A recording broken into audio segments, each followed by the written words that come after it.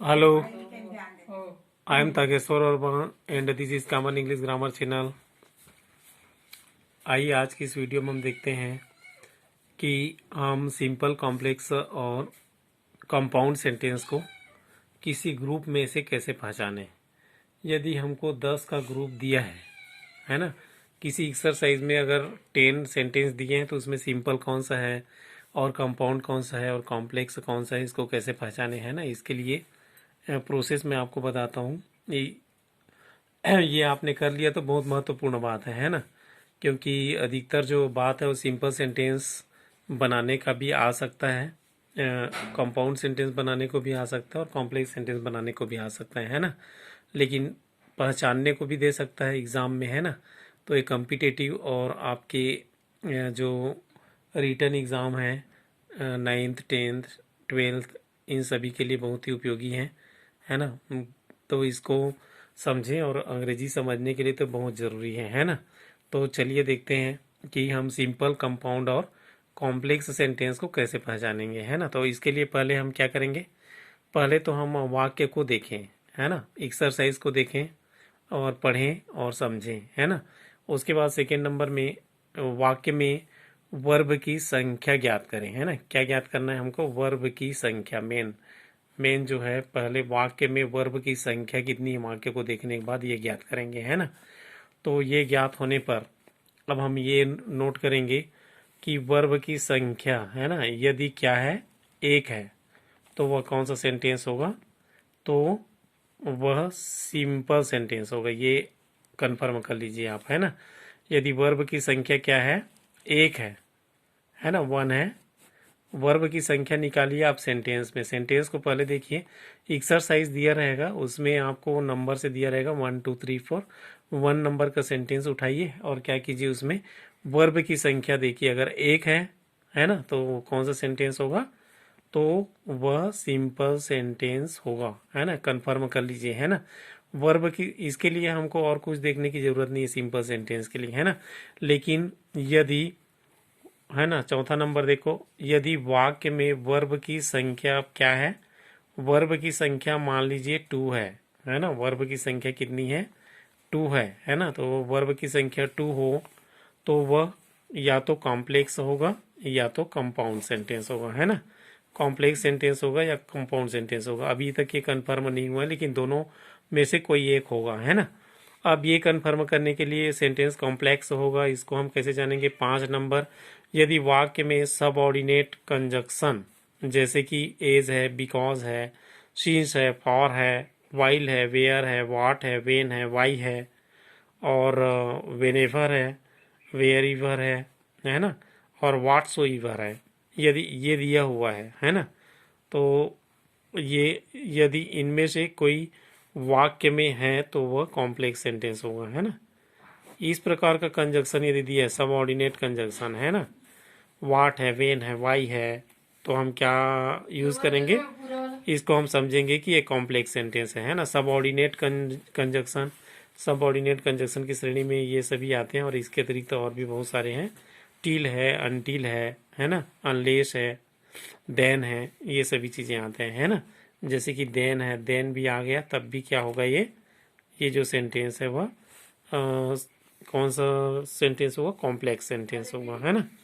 तो ये कंफर्म कर लीजिए, ये भी बहुत इंपॉर्टेंट पॉइंट है ना। वाक्य में यदि कहीं पर सबऑर्डिनेट कंजक्शन आया है तो वह निश्चित रूप से क्या होगा, कॉम्प्लेक्स सेंटेंस होगा, है ना। अब आइए नेक्स्ट नंबर, 6 नंबर, यदि वाक्य में कोऑर्डिनेट कंजक्शन आया है ना, कोऑर्डिनेट कंजक्शन समझिए, कोऑर्डिनेट कंजक्शन आया है तो सेंटेंस क्या होगा, कंपाउंड होगा, है ना, कंपाउंड सेंटेंस होगा, है ना, ठीक है ना। कोऑर्डिनेट कंजक्शन होगा, यदि वाक्य में कहीं पर भी कोऑर्डिनेट कंजक्शन दिया है तो वह क्या होगा, निश्चित रूप से ही कंपाउंड सेंटेंस होगा, है ना।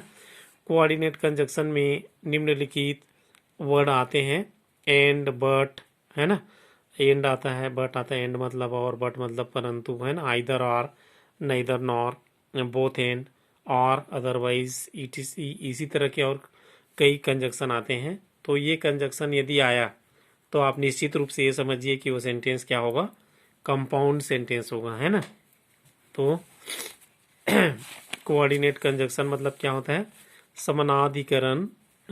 समानाधिकरण संयोजक, है ना। और सबऑर्डिनेट कंजक्शन मतलब क्या होता है, आश्रित संयोजक, है ना। डिपेंडेबल जो संयोजक होते हैं ये होते हैं, है ना। तो अब आइए समझिए कि हम सिंपल सेंटेंस और कॉम्प्लेक्स सेंटेंस को कैसे समझेंगे, है ना। मान लीजिए हमारे सामने एक एक्सरसाइज दिया है और एक्सरसाइज का पहला सेंटेंस क्या है, मोहन रन्स ए रेस, है ना।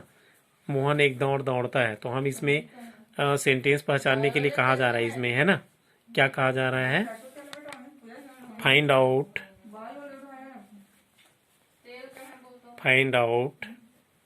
सिंपल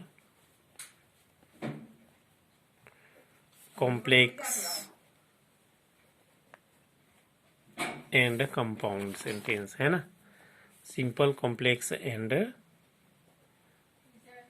कंपाउंड सेंटेंस, है ना। ये कहा जा रहा है हमको, है ना, कि हम क्या करें, सिंपल सेंटेंस कौन सा है और कॉम्प्लेक्स सेंटेंस कौन सा है और कंपाउंड सेंटेंस कौन सा है पहचाने। तो एक नंबर दिया है मोहन, यहाँ पे देखिए एक नंबर, मोहन रन्स ए रेस, है ना।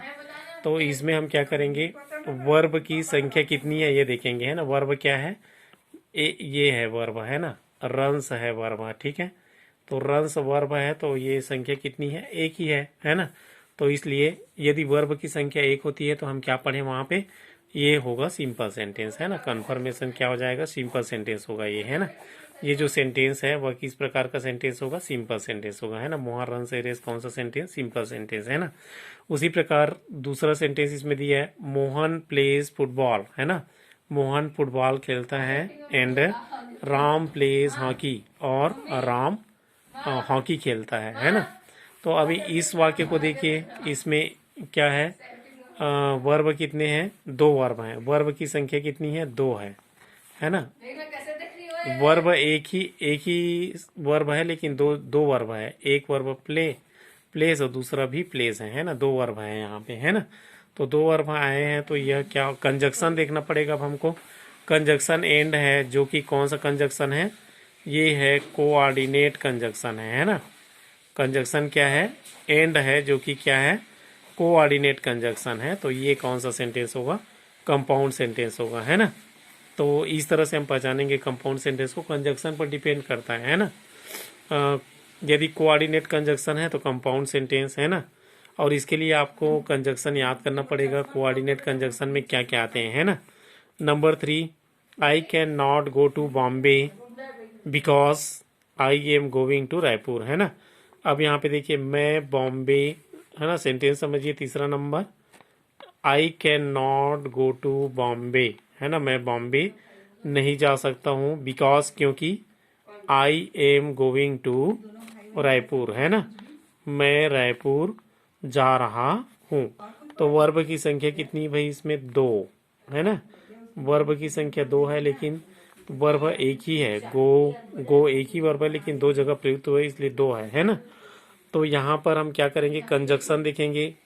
कंजक्शन लगा हुआ है यहाँ पे बिकॉज, है ना। बिकॉज है मतलब ये आश्रित उपवाक्य है कहीं पर भी, है ना। I can not go to Bombay because I am going to Raipur, है ना। तो ये सब ऑर्डिनेट कंजक्शन होगा, तो ये क्या होगा, कॉम्प्लेक्स सेंटेंस होगा, है ना। सब ऑर्डिनेट कंजक्शन जहाँ पे आया तो सेंटेंस क्या होगा, कॉम्प्लेक्स सेंटेंस होगा, ठीक है।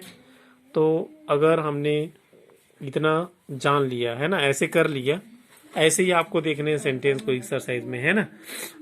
ठीक है, तो वर्ब की संख्या ही देखना है मेनली और कंजक्शन देखना पड़ेगा, ठीक है।